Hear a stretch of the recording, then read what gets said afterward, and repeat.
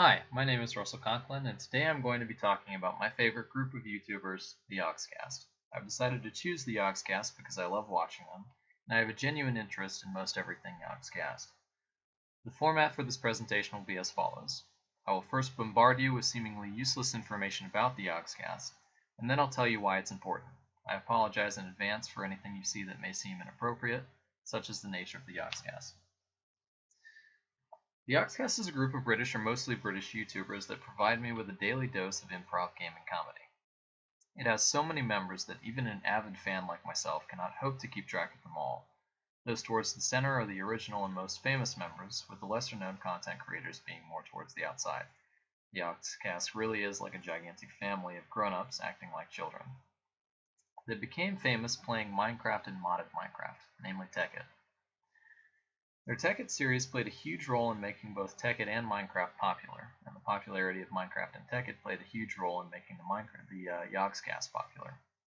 However, the best part of their content is not the games which the Yogscast plays, but the unique flavor that the group brings to the games. In these series, they created everything from the absurd Santa statue to the massive Jaffa Cake factory. Don't ask me what Jaffa Cakes are, I have no idea.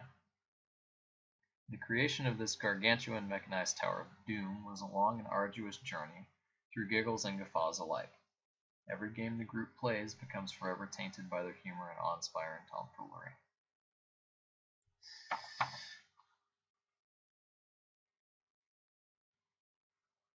On the screen before you are displayed the two founding members of the Yogscast and two of the richest YouTubers alive.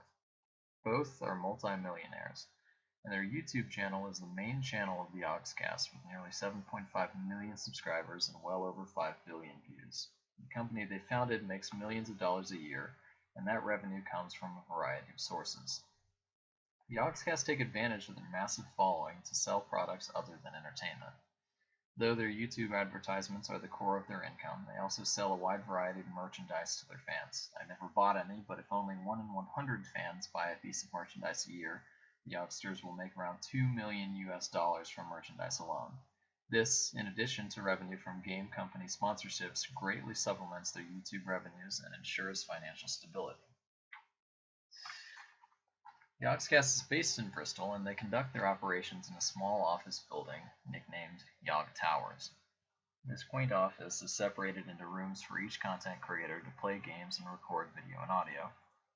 Many fans have attempted to find Yog Towers, and in fact entire comment sections have had to be shut down due to fans telling other fans how to get in. Within Yog Towers, the Yogs play video games and generally screw around. They regularly prank each other, but the pranking is usually kept to a minimum when others are recording. Despite being overgrown 4-year-olds, they do keep a sort of code of professionalism. Here we see Trot and Smith practicing flawless technique at swordplay in the Hat Films room of Yog Towers.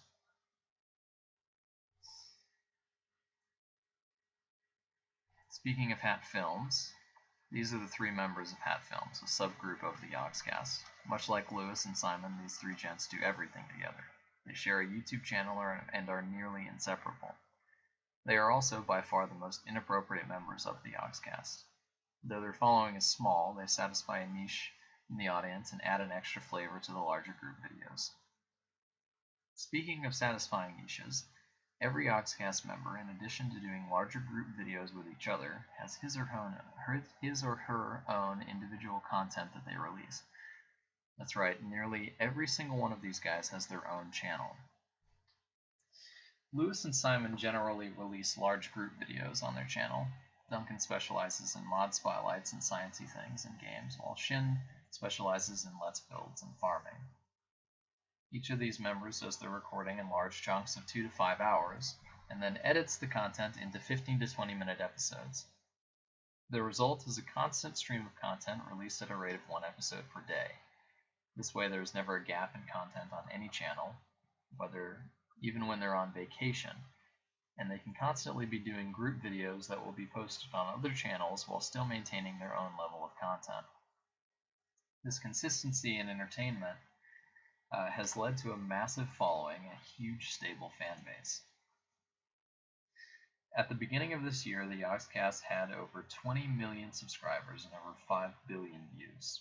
Their rampant popularity hasn't been short-term either.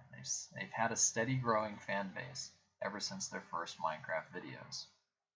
Their waxing popularity has still spilled over into other modes of social media. For example, their subreddit, they have a subreddit all to themselves, is extremely popular and active. The Yogs have come to recognize that YouTube comments are an awful medium for any sort of useful communication. As a result, they use their subreddit as their primary source of feedback and conversation with fans. They've been keeping the dialogue open and seeing growth in revenue as a result. In 2012, the Yogscast made a little over £500,000, and in 2013 they made well over 1.4 million. Keep in mind those are pounds, and this was 2 years ago. Many members of the Yogscast used to keep other jobs because they weren't making enough money being YouTubers, but now all members are able to focus on their work with the Yogscast. They've had to adjust their content to fit the changing tastes of their audiences. More recently, they've picked up playing GTA 5, where they attempt several challenges, including a scavenger hunt, which ended in a race to bring in a red car. Though these games change, what keeps fans watching are the members of the Yogscast and the constant chaotic humor they bring to the games they play. Another staple of the Yogscast is playing with nukes, whether it be in Civ 5 or while fooling around in Gmod. A common phrase is, "It always ends in nukes." Here we see Duncan dying of radiation as a server crashes, trying to model the effects of 5 scatter nukes and an antimatter bomb, all going off at once. So, now that I've told you everything about how the Yogscast is cool and popular, I'm going to tell you how they're putting that popularity to good use.